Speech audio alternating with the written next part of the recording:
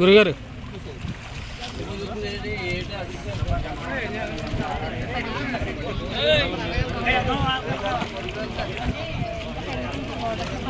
ఈ రెండు పంచాయతీలు గురుగారు ఇంకా వెళ్ళకండి. డీటెయిల్స్గా విలేజ్ వైజ్గా చేస్తే 4 మండలాలు కూడా తయారు చేసి వెంటనే సీఎం గారు పంపించాలి. అందుకని వచ్చాను. అర్థమవుతుందా? విలేజ్ వైజ్గా ఎన్ని ఎకరాలు పోతా ఉన్నది ఏంటంటే దాని మీద కాంపన్సేషన్ అవుతుందా లేకపోతే ఏమవుతుంది ఏంటంటే ఇంకా చర్చ జరుగుతుందా ఆలోచన. ఓకేనా? ఇంకా సెక్రటరీ గారు వ్యాపారం సార్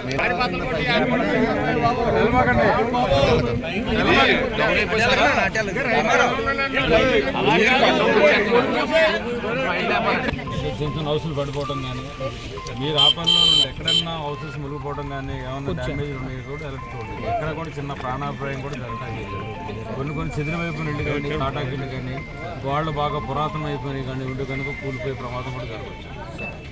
వాటి మీద కూడా మీరు అలర్ట్ ఉండండి. ఒక అడ్వాంటేజ్ మీరు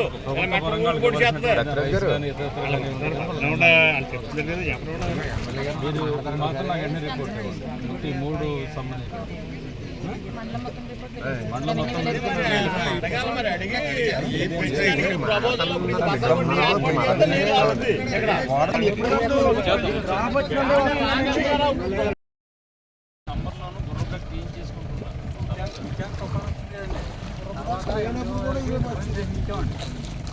మాది పొలాలన్నీ మునుక్కొని కొంచెం ఆహారంలో పెట్టి దేని పని చెప్పాను.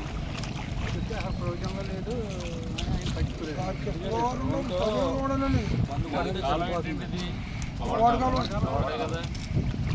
అదే కదా కంటిన్యూ మాట్లాడు అంటే మునిగిపోయింది. ఇక్కడ నుంచి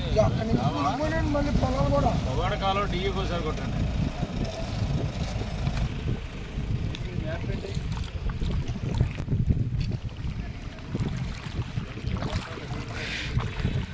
నుంచి మీకు వస్తుంది అంటే అటు చిట్టాల నుంచి మీకు వస్తుంది, అజ్జల నుంచి కూడా వస్తుంది.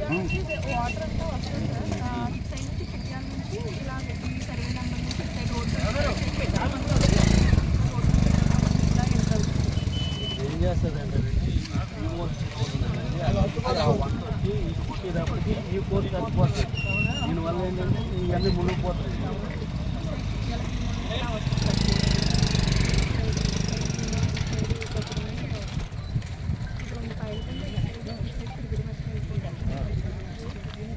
మనం చూసింది ఇక్కడ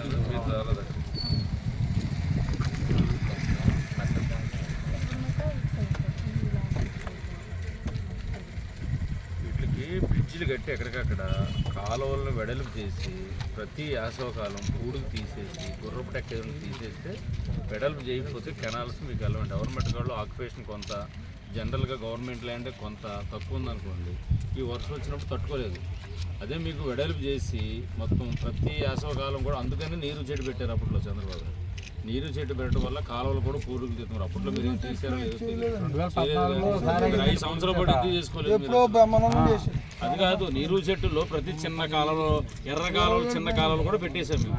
మీరు నీరు చెట్టులు ఎందుకు పెట్టుకోలేదు? ఇటువంటి పెద్ద కణాలని అక్కడి నుంచి కొవ్వాడ కాలువ స్టార్టింగ్ కాడి నుంచి ఎండింగ్ వరకు కూడా పంగిడి దాటి అదంతా చంద్రారం వెళ్ళిపోయే వరకు కొవ్వాడ కాలువ మొత్తం పెట్టేసుకుంటే నీరు చెట్లు ఇవాళ ఇంత ప్రాబ్లం ఉండేది కదా. 2 బ్రిడ్జీలు మీరు చెప్తున్నట్టుగా అప్పుడు అక్కడ నేను కట్టాను బ్రిడ్జి, సేమ్ ఇక్కడ కూడా బ్రిడ్జీలు 2 బ్రిడ్జీలు కట్టుకుంటే ఇవాళ ఆ ప్రాబ్లం ఉండేది. బ్రిడ్జీలు కట్టకపోయి ఉడికితే తీసుకుపోయి గుర్రం డెక్క తీసుకుపోయి కాలువ డెవలప్ చేసుకోకపోతే భగవంతుడు ఏం చేస్తాడు? వర్షం వచ్చినప్పుడు దాన్ని మనం ఏం చేయగలుగుతాం? కూరలు పెట్టారండి, దాని గురించి గుర్రం డెక్క ఆగిపోతున్నాయి.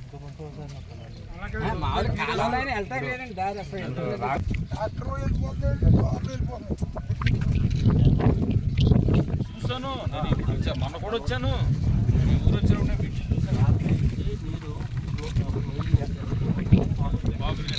బాగులు కట్టినప్పుడు ఎప్పటికప్పుడు పంచాయతీల ద్వారాగానే క్లీన్ చేయించుకుంటూ ఉంటారు. ఏం చేస్తాం మరి? తప్పదు కదా. క్లీన్ చేయించుకుంటే బాగుంటుంది. బ్లేడ్ ట్రాక్టర్ ఉంటుంది కదండి, బ్లేడ్ ట్రాక్టర్ తీసుకొచ్చి మొత్తం క్లీన్ చేసి పెట్టించుకుంటే పోతుంది. ఇక్కడ తప్పదు కదా. బ్రిడ్జి మీద చేపిస్తుంటారు కదా. ఇప్పుడు పెద్ద బ్రిడ్జి మీద బ్లేడ్ ట్రాక్టర్ పెట్టి చేయించుకోవాలండి.